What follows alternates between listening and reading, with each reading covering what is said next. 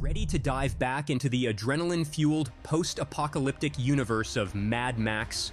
This time, Anya Taylor-Joy and Chris Hemsworth take the lead in Furiosa, a Mad Max Saga, George Miller's thrilling prequel that reveals the backstory of the iconic character first portrayed by Charlize Theron in the Oscar-winning Fury Road. Taylor-Joy, best known for The Queen's Gambit, steps into the role with a fresh new take, while Hemsworth joins the cast, adding even more star power to this highly anticipated blockbuster.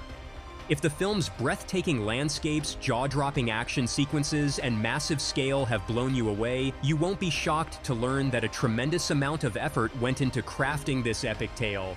Here are 11 behind-the-scenes facts about Furiosa that might surprise you. It was almost an anime movie. At one point, Furiosa was imagined as an anime film called The Peach, with plans for it to be directed by Mahiro Maeda, a renowned animator who previously worked at the legendary Studio Ghibli. In a recent interview with Rolling Stone, director George Miller shared that the final script for Furiosa remained surprisingly close to his original vision, which he penned even before Fury Road.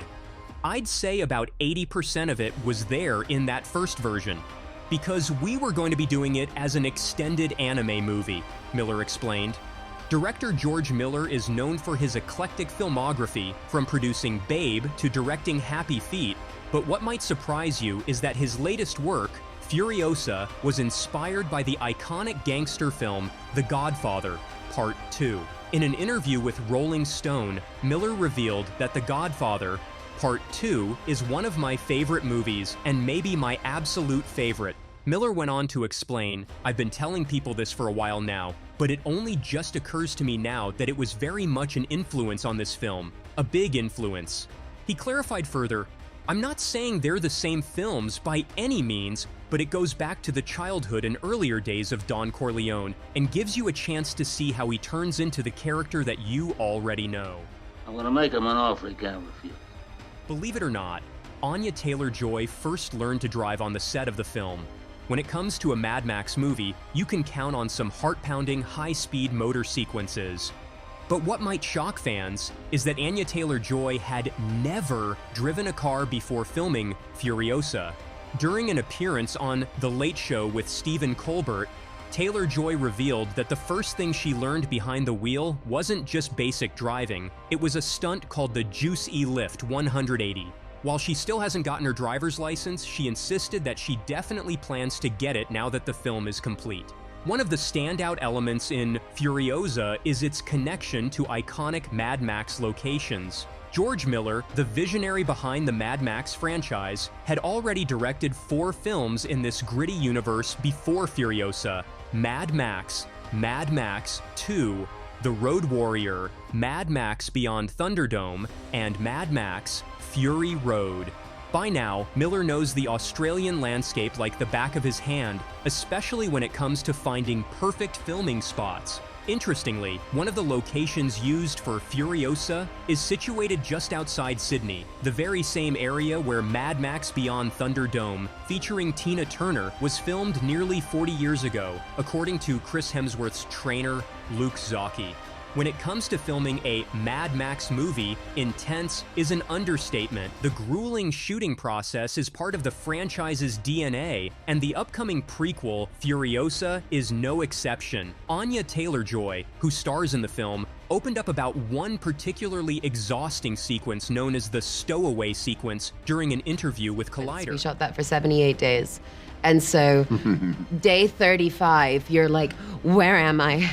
I remember I had, like, as a circle day, it was the day that I finally got to get behind the cow catcher and I could stop being under the truck or on the side of the truck. I was like, I've made it to standing. Yes. Anya Taylor-Joy's journey to landing the role of Furiosa involved a rather unexpected choice of monologue.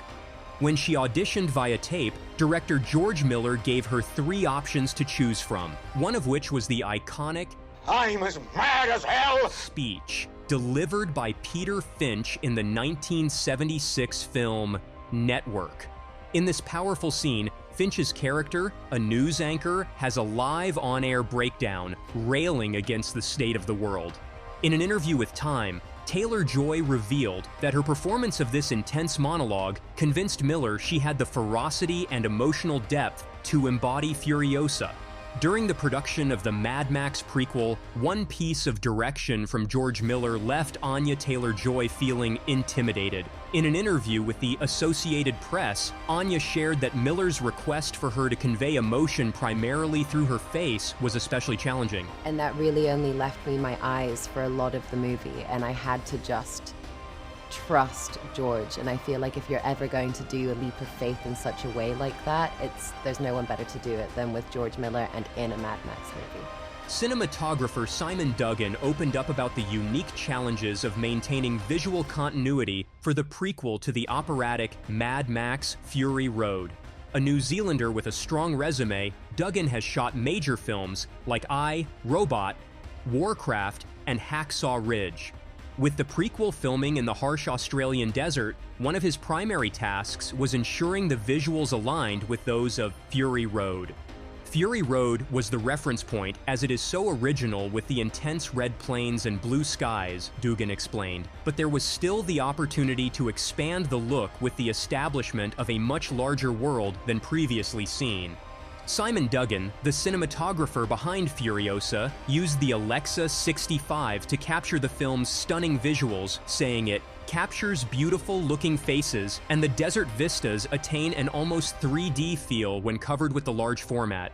For the intense action scenes, Duggan relied on smaller cameras like red Komodos, which were rigged around the massive 78-foot 18-wheel war rig, and red V-Raptors for Steadicam and handheld shots. These additional cameras were crucial for filming at higher speeds, especially in key moments highlighting Furiosa's peril. Duggan primarily used Arri DNA primes for shooting, with Arri even crafting two new 25mm primes specifically for the 65mm format, naming them Furiosa and Mad Max for the production.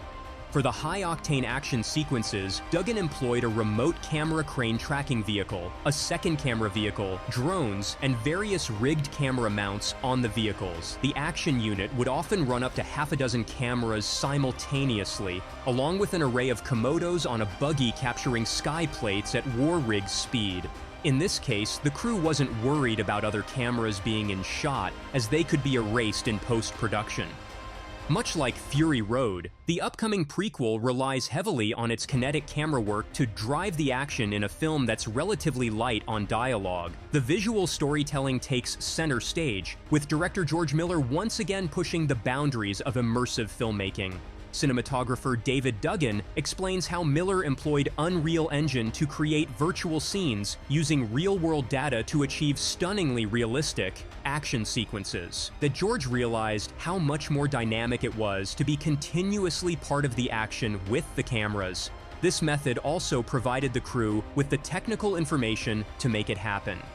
The entire production was shot in New South Wales, Australia, with much of the action unfolding in the harsh, barren landscapes around Broken Hill. Major stunt sequences, including the war rig's intense chase scenes, were filmed in the small town of Hay, where a 4-kilometer stretch of highway was closed off for production.